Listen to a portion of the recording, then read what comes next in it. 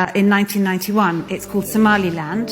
It hasn't been recognised internationally, but it's the sort of the land that the world forgot. And what was so surreal is that just an hour and a half after being in that city, I landed in a place called Berbera, a port city, and it's by the sea. And we went for a walk by the sea, and there, sort of totally not aware of us at all, were these girls, like playing in a pool by the sea. They were teenagers. And not only were they sort of frolicking in the water and rolling around, they weren't even wearing headscarves. I could see their bare legs. They were just tumbling around in the water, and I was just like, I've just been in a city where women have to even cover their hands and their feet. In fact, one friend of mine had thick black socks on in Mogadishu, and she was told they're not thick enough. She was told off by her family, and suddenly I'm seeing these girls who are, I mean, not naked, but they were just so free, and it was just such an extraordinary thing. And then I went from there, I drove to the capital, Hargeisa, which I had last visited in 1994. And there was a funny parallel today when I was walking around the cathedral, and I saw a picture on the wall, and it had I don't know whether they were twin cities, but there were lots of cities that had been bombed, and it had Coventry, and then it had Dresden. And I just thought to myself, Hargeisa in Somaliland was known as the Dresden of Africa, because there was not, when I first visited that city in 1994, there was not one roof left. It was a city of rubble that had been destroyed by planes that took off from its own airport. There was a civil war, and they used to take off from the airport on the hill and circle around and just bomb the city. So the city there was nothing there. It was the worst thing. I've been all over Africa to the worst of the worst places. I've never seen anything like Hargeisa.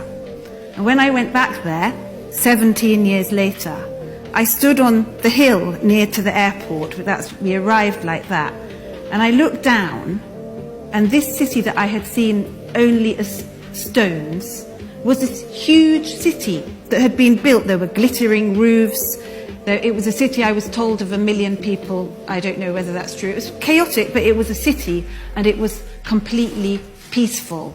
And I suppose that was the time when I became sick at myself as a journalist, and sick, as you said, of all the journalists that tell the story of Nigeria as Boko Haram and corruption, that tell the story of Somalia as, well, Somalia had all the ingredients, because it had famine, disease, endless conflict, terrorism, and even like the added ingredient of pirates. But Somaliland was a place that none of those things applied.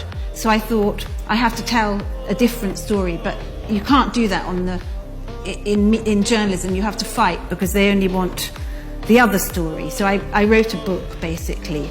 And that evening when I was in Hargeisa, I went to the hotel, and there were couples, or men and women, and they greet each other there. They're quite conservative, but they greet each other by kissing each other's hands, and there's a sort of air of mild flirtation. And on that day was the day that Al-Shabaab had banned men and women from shaking hands. And I thought, this is completely crazy. Just, in one part of the country, they're not allowed to even shake hands. Here, they're kissing each other's hands. And sort of, there was something romantic about it. And it was just, I started to ask, how did this happen? How did Somaliland, the territory that the world forgot, on its own, form some kind of functioning polity? It's not a recognised country. And it did that because Somaliland was sort of left to its own devices, and the Somalis came amongst themselves, and they fought for a while, and then they spoke for years, and they had endless conferences, and they sort of developed a hybrid system of Somali clan politics, which they mixed with a more Western-style democracy. And Somaliland now has incredibly competitive elections. I think it's the most sort of free and fair democracy in not only the Horn of Africa, but the East Africa. You look at Kenya, places like that. the opposition can't win because they cheat. In Somaliland, the opposition wins, even if it's by a matter of 20 or 30 votes.